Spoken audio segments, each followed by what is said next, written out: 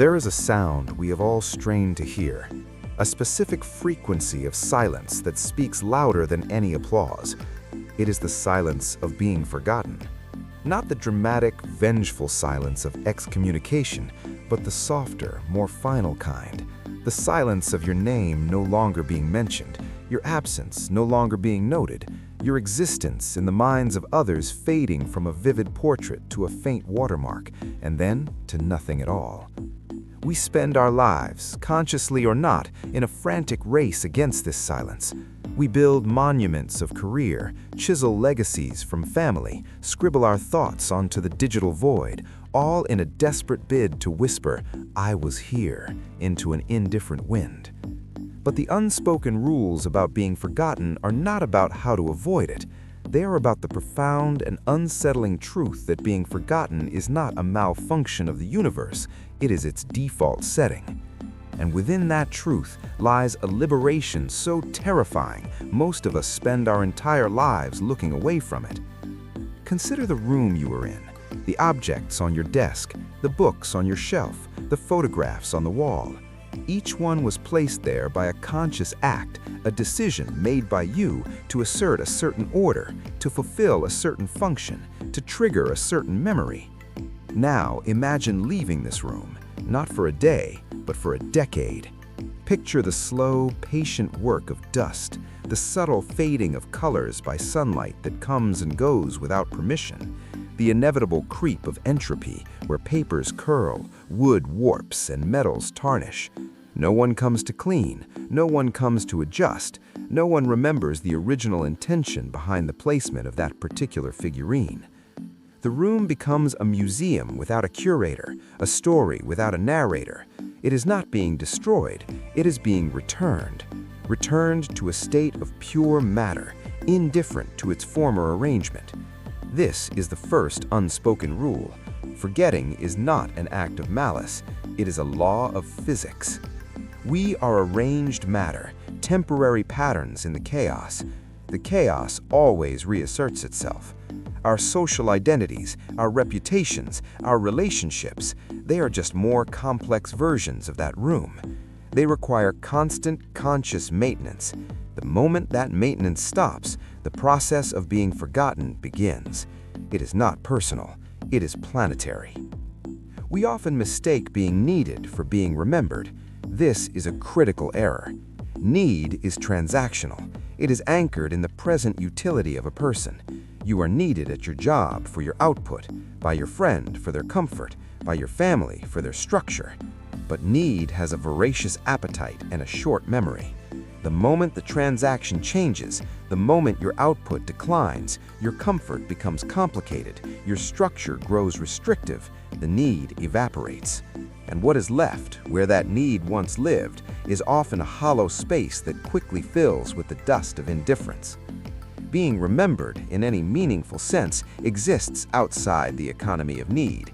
It lives in the realm of essence, not utility. The second rule, therefore, is this.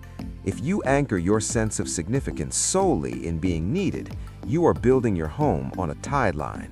The water will recede, and you will be left standing, exposed, wondering where the purpose went. The truly remembered are those who offered something that transcended utility, a quality of attention, a fragment of unexpected beauty, a moment of unvarnished truth that changed the temperature in a room. They gave not what was asked for, but what was not yet known to be missing.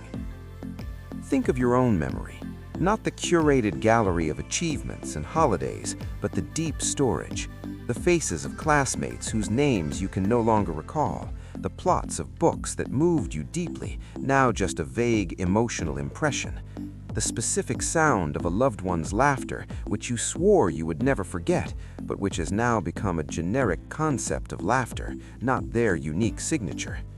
You are already an active participant in the forgetting of others. You are not a villain for this, you are a human. Your mind, for all its dazzling complexity, is a machine of exquisite efficiency. It sheds data that no longer serves an active purpose in your daily navigation of the world. This leads us to the third rule. You will be forgotten in detail long before you were forgotten in concept. People will remember that you were kind long after they forget the specific kindness. They will remember you were sharp-tongued long before they forget the specific words that cut. Your essence, distilled to a single emotional tone, will linger as a ghost in their psyche. The particulars, the color of your shirt on a certain Tuesday, the way you phrased that joke, the exact timbre of your voice when you were worried, these are the first to go. This is why we cling to artifacts, letters, recordings, videos. We sense correctly that they are bulwarks against this specific erosion. But we seldom admit that the artifact eventually becomes a fossil of a feeling we can no longer genuinely access. We look at the photograph and remember the memory of loving the person more than we access the love itself.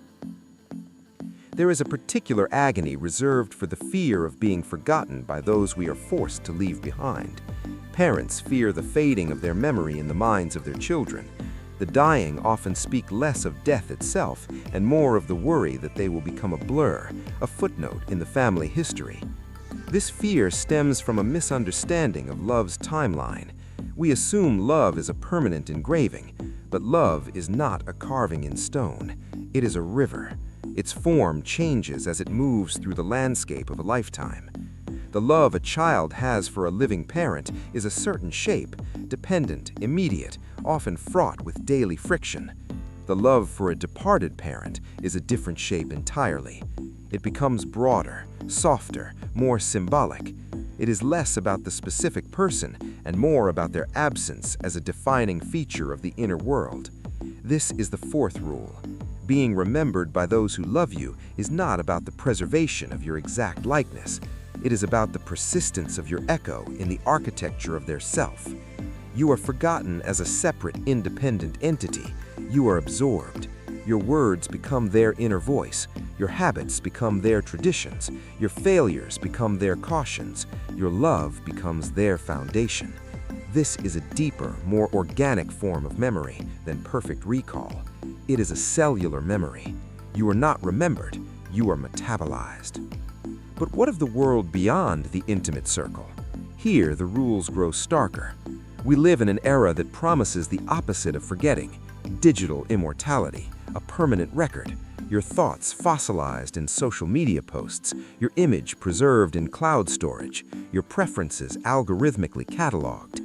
This is perhaps the greatest illusion of our age. The fifth rule counters it directly. Digital preservation is not memory, it is storage. And storage without active emotional recall is a cemetery, not a library. Your profile will remain, a hollow shell of data points, but memory requires a living mind to do the work of remembering. It requires context, emotion, and narrative. A server farm storing your photographs does not remember you, it holds pixels.